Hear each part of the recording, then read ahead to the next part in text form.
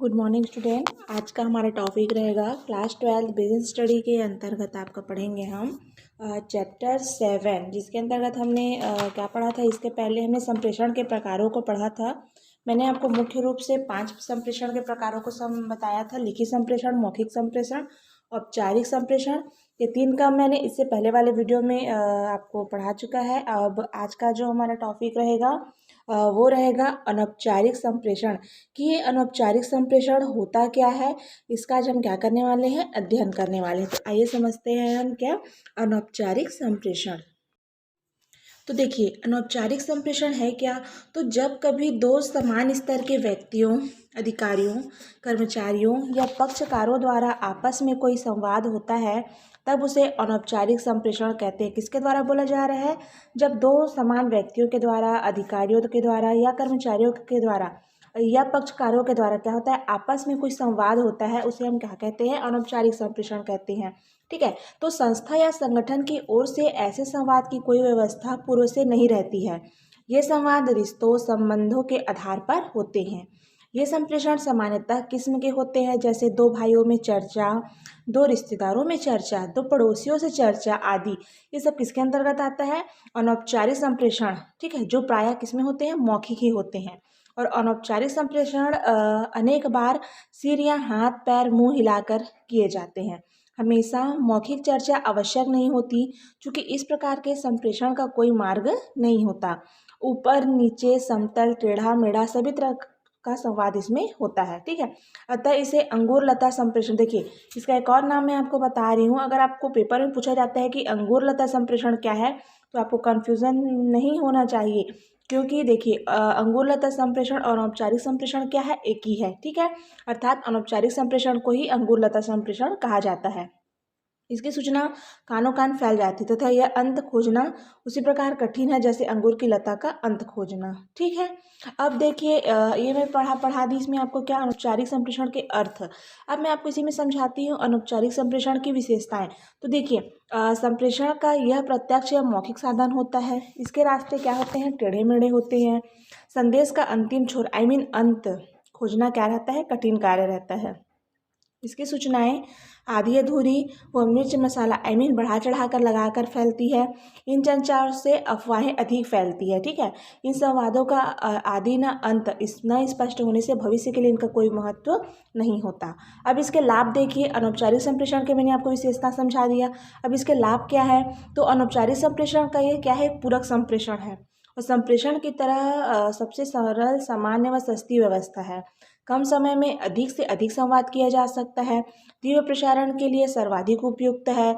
इस संप्रेषण में प्रत्युत्तर फीडबैक तत्काल हो जाता है। ठीक है। अब देखिए आपातकाल या शीघ्र निपटारे के लिए विधि क्या होती है, श्रेष्ठ होती है।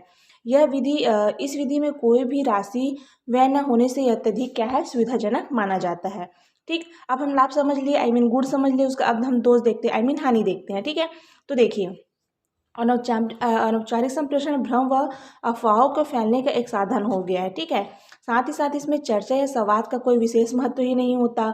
इसका भविष्य के संदर्भ के लिए या साक्ष्य के लिए प्रयोग नहीं किया जा सकता। इसकी चर्चा प्रायः अविश्वसनीय मानी जाती है। ठीक है। इन संवादों का संप्रेषण व अंतराल कम्युनिकेशन के प्रायः अधिक हो जाता है, जिससे विषय वस्तु का स्वरूप सदैव बदलता रहता है। ठीक है। और इन संवादों में उत्तरदायित्व का निर्धारण करना कठिन माना जाता है। साथ ही साथ असामाजिक तत्व प्रायः इन चर्चाओं का लाभ उठाने में सफल हो जाते हैं।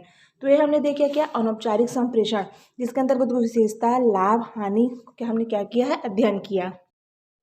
देखिए हमने अनौपचारिक संप्रेषण का सभी संज्ञात कर लिया। अब हम समझते हैं इसी में प्रभावी संप्रेषण की बाधाएं या अवरोधक क्या है। तो देखिए प्रभावी संप्रेषण किसी भी संगठन की सफलता के लिए आवश्यक तत्व होता है, क्योंकि संप्रेषण का प्रमुख उद्देश्य किसी व्यक्ति, समूह या पक्षकार को किसी संवाद से अवगत कराकर उसे प्रभावित करना होता है। किंतु कभी कभी संवाद के जो प्राप्तकर्ता होते हैं वह अलग समझ लेते हैं कि इसमें संवाद के उद्देश्य की पूर्ति नहीं हो पाती, अर्थात प्रभावी संप्रेषण की कुछ बाधाएं आ जाती है, जिससे संप्रेषण प्रभावी न होकर वह उद्देश्यहीन रह जाता है। ठीक है। अब देखिए ये प्रभावी संप्रेषण की बाधाओं को विधिवत कई विद्वानों ने अलग अलग विभाजित किया है। तो वो कैसे है, तो प्रोफेसर थियो हेमन ने कहा है कि संगठन संरचना संबंधित 4 भागों में उन्होंने व्यक्त किया ना, 4 भागों में उन्होंने बांटा। तो कौन कौन सा है, संगठन संरचना संबंधित, स्थिति एवं पद संबंधित, भाषा संबंधित एवं परिवर्तन संबंधित। ठीक है, उसी प्रकार से मैकरफार्लैंड ने कहा है कि उन्होंने भी 4 भाग में बांटा है। देखिए, थियो हेमन ने भी 4 भाग में बांटा है, मैकफार्लैंड ने भी 4 भाग में बांटा है, केवल और केवल किथ डेविस ने उसको 3 भाग में डिवाइड किया है। तो थियो हेमन का मैंने आपको बताया। अब देखिए मैकफार्लैंड का उन्होंने कहा है दोषपूर्ण या विकृत उद्देश्य बताया, उसको संगठनात्मक संबंधित बाधाएं बताया है, भाषा संबंधित उन्होंने भी बताया है और थियो हेमन ने भी बताया है, और मानवीय संबंधित बाधाएं बताया गया है। ठीक है, अब इसी में किथ डेविस ने 3 मुख्य बातों को बताया है। उसमें कौन कौन सा है? तो 3 मुख्य बातें, भौतिक बाधाएं, व्यक्तिगत सामाजिक एवं मनोवैज्ञानिक बाधाएं और भाषा संबंधित बाधाएं। ठीक है, तो ये क्या हो गया उनका जो विद्वानों के क्या है अलग अलग जो उन्होंने डिवाइड किया।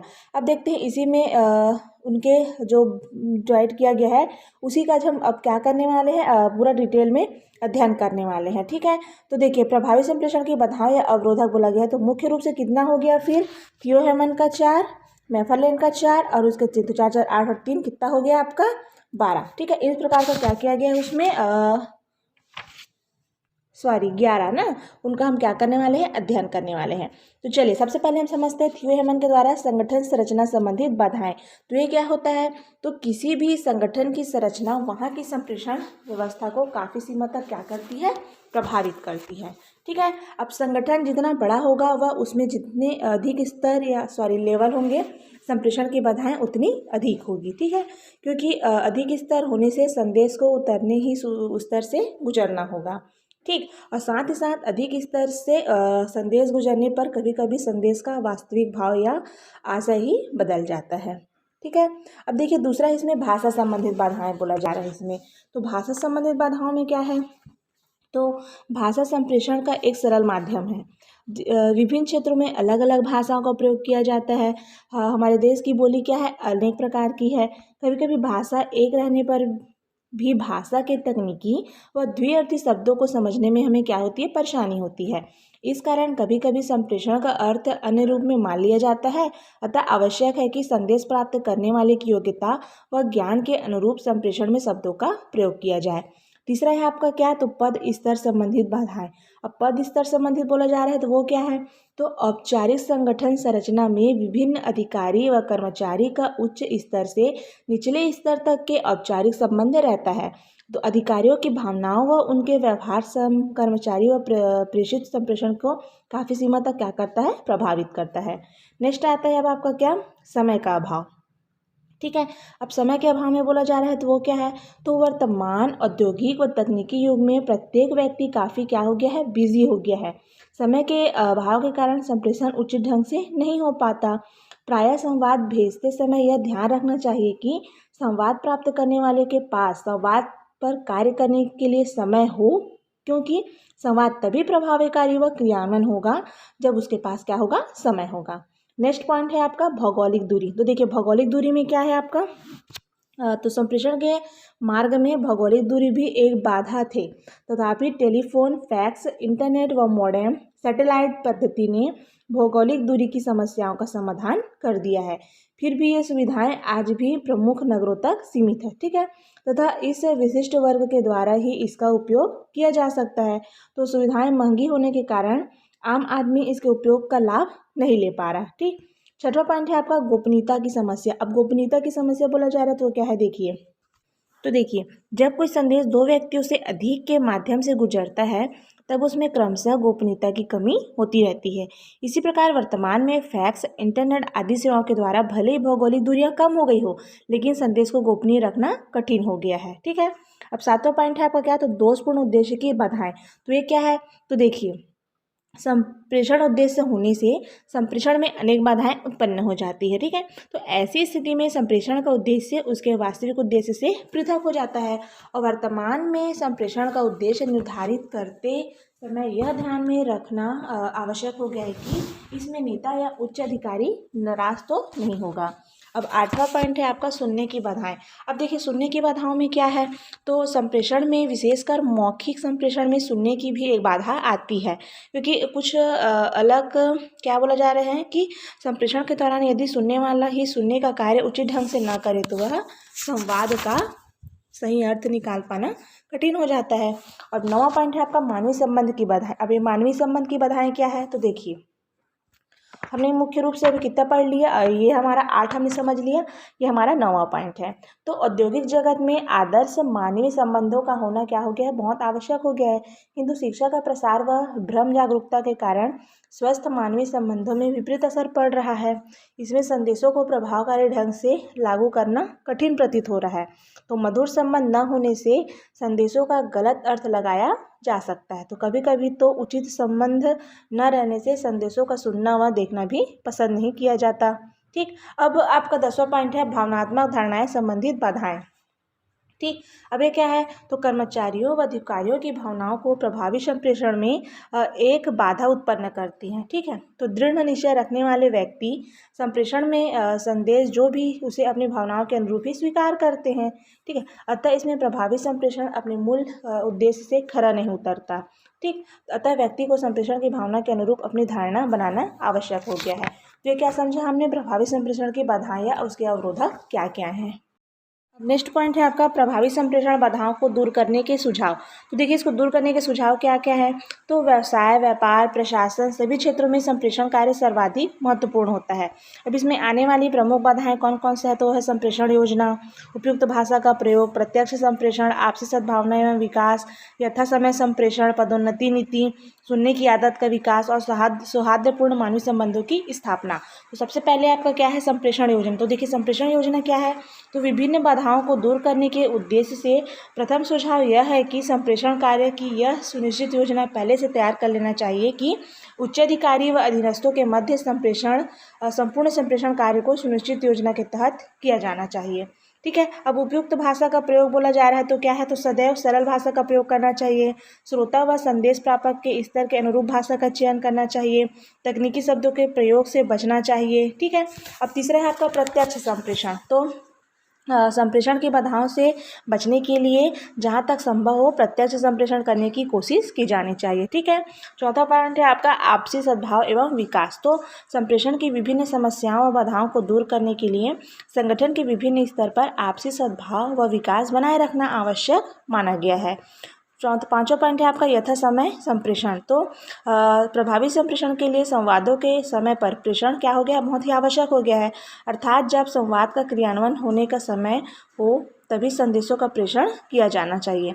साथ साथ जब संदेश प्रापक संदेश प्राप्त करने व उसके क्रियान्वयन के लिए मानसिक व शारीरिक रूप से तैयार हो तभी संप्रेषण की कार्यवाही की जानी चाहिए। ठीक है, छठवां पॉइंट है आपका पदोन्नति नीति। अब ये पदोन्नति नीति क्या है, तो संगठन में एक आदर्श पदोन्नति नीति होना चाहिए। पदोन्नति का आधार योग्यता, अनुभव, कर्तव्यनिष्ठा, परिश्रम आदि होना चाहिए। चापलूसी या अधिकारियों की प्रशंसा को पदोन्नति से अलग रखना चाहिए। ठीक है, अब देखिए फिर सुनने, अब 7वां पॉइंट है आपका लास्ट और ठीक है, तो सुनने की आदत का विकास। तो सुनने की आदत का विकास क्या है, तो प्रायः व्यक्ति करने सुनने पर कम ध्यान देता है और कराने व सुनाने को अधिक महत्व देता है, जबकि करने व सुनने को का भी उतना ही महत्व होता है। अतः कर्मचारियों एवं अधिकारियों में सुनने तथा कार्य करने की आदतों को विकसित करना चाहिए। ठीक है, तो संपूर्ण संदेश को भली भांति सुनकर, पढ़कर, समझकर निर्णय लिया जाए तो संप्रेषण की बाधाएं काफ़ी हद तक दूर की जा सकती है। और लास्ट पॉइंट है आपका 8वां, सौहार्दपूर्ण मानवीय संबंधों की स्थापना। तो देखिए प्रायः यह देखने में आता है कि जिस उपक्रम में आपसी सामंजस्य अच्छा है तब मानवीय वातावरण सौहार्दपूर्ण होता है, वहाँ पर संप्रेषण की कोई समस्या नहीं आती। अतः कोशिश की जानी चाहिए कि उपक्रम में सर्वप्रथम अच्छे मानवीय संबंधों की स्थापना की जाए, जिसे संप्रेषण कार्यक्रम को प्रभावी ढंग से लागू किया जा सके। ठीक है, तो आज का हमारा टॉपिक क्या था, अनौपचारिक संप्रेषण, जिसके अंतर्गत हमने पढ़ लिया संप्रेषण की बाधाओं के अवरोधक और उसको क्या करने के, दूर करने के सुझाव।